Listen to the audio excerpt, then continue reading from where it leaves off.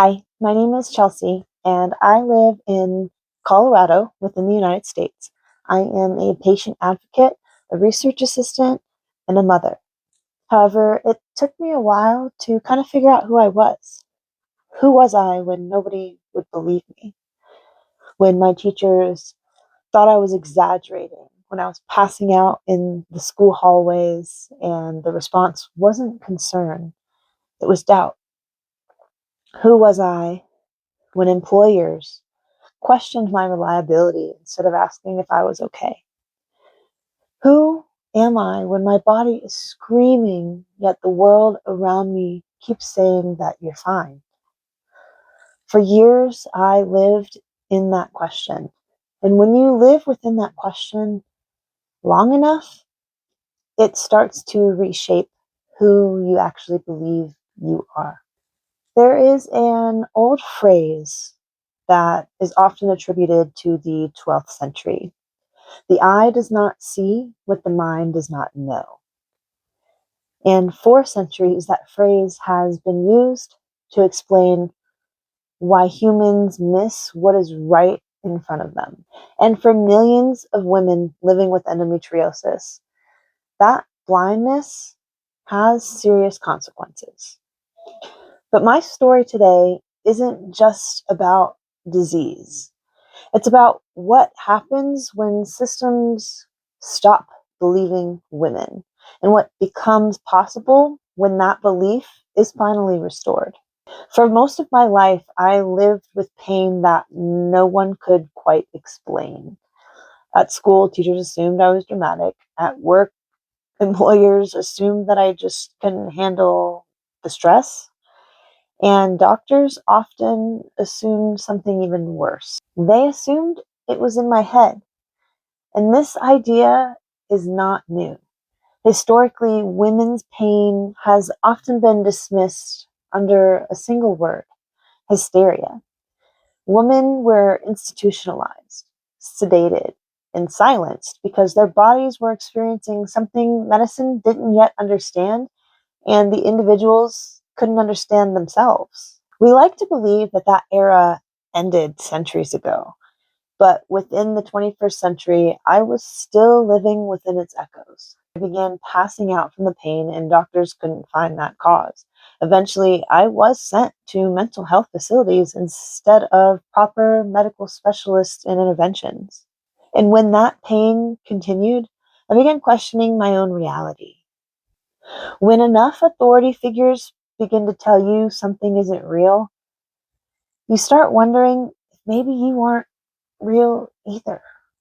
That confusion led me down through some dark places, into self-harm, suicide attempts, and there were relationships that began to be shaped through that instability and disbelief.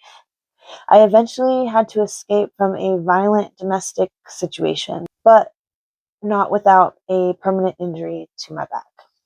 And still, the physical pain continued, even after escaping.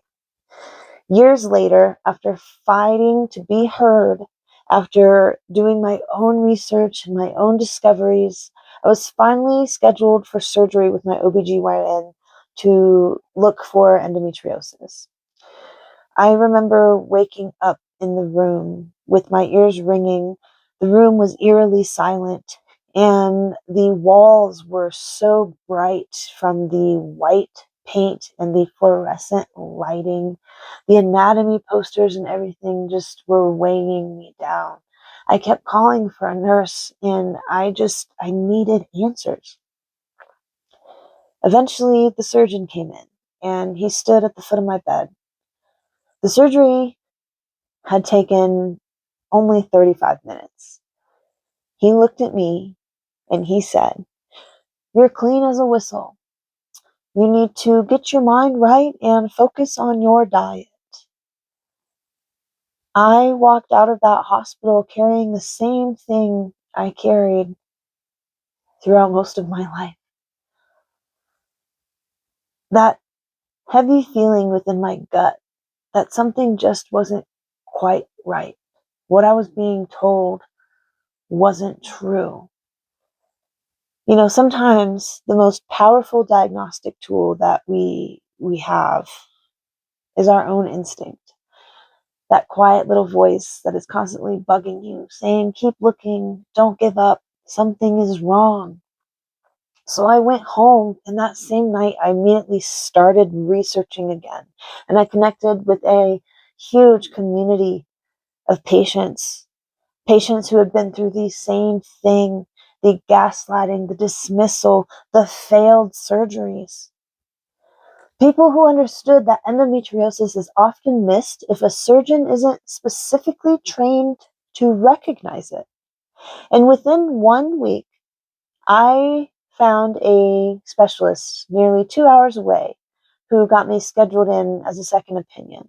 And within 2 weeks, she had pushed my insurance to approve and schedule an emergency surgery. 4 weeks later, I entered the hospital and she asked me a question. She said, what will you do if I don't find anything? And I just answered her honestly. I'll figure that out when the time comes. Because at that point, I was at the end of my ropes. I had nowhere left to go or to turn to. And when I woke up from that second surgery just 4 weeks later, my ears were ringing, my body was numb, and I frantically reached out and asked the nurse, did she find something? Because I needed to know. And she took my hand and she held it for a moment. And then she went to go get the doctor. My doctor came in to the more colorful and comforting room, which made a world of difference. And she sat beside me instead of standing at the foot of my bed. And she took my hand and she said, I found it. The surgery lasted almost 2 hours, and endometriosis had spread across my colon, my rectum, and my bladder. And the difference between the two surgeries within 1 month was not my own body. It was the training.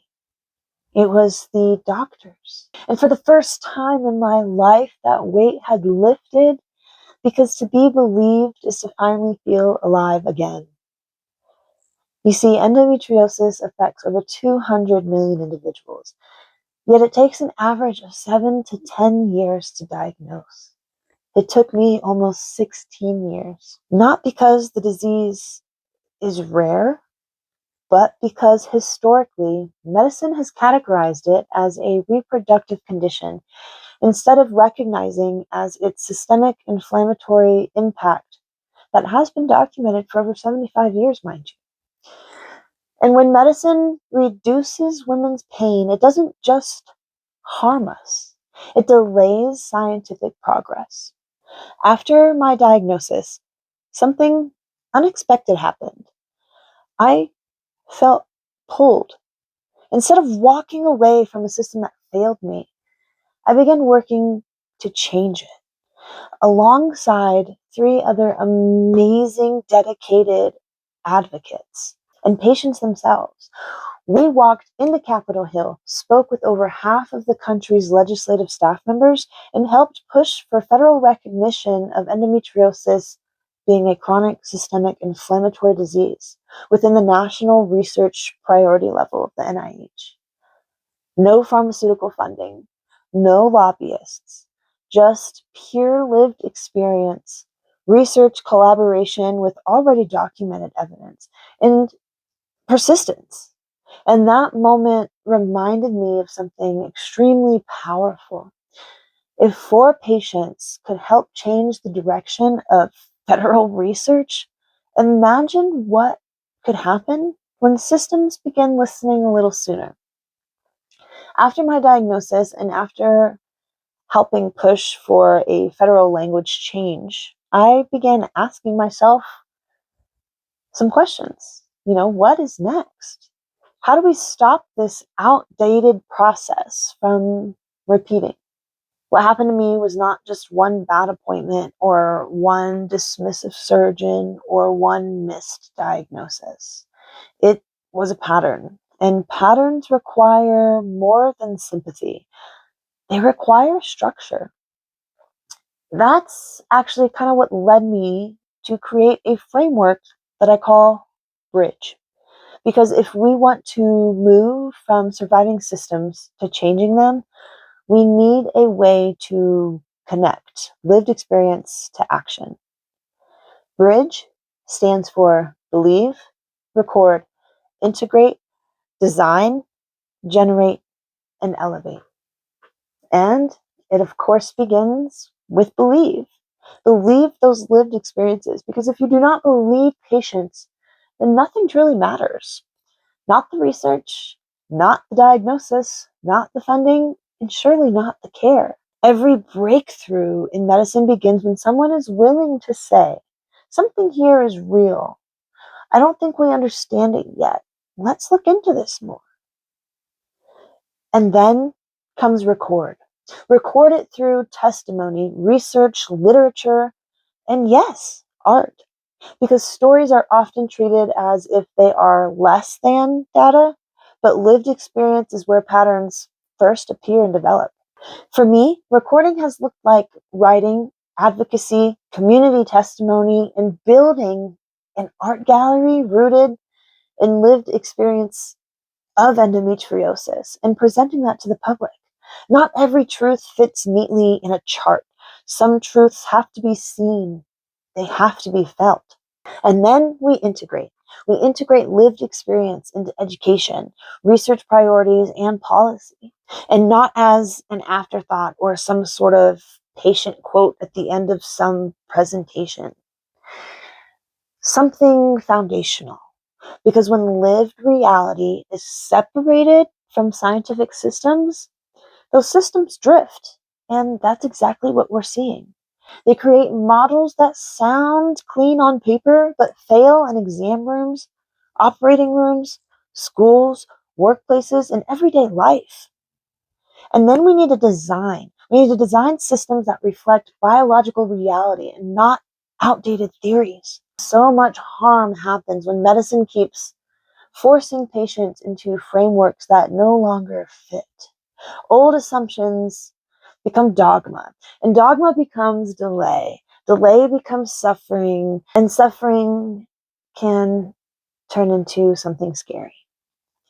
And if the eye does not see what the mind does not know, then we have to update what the mind has been taught to see.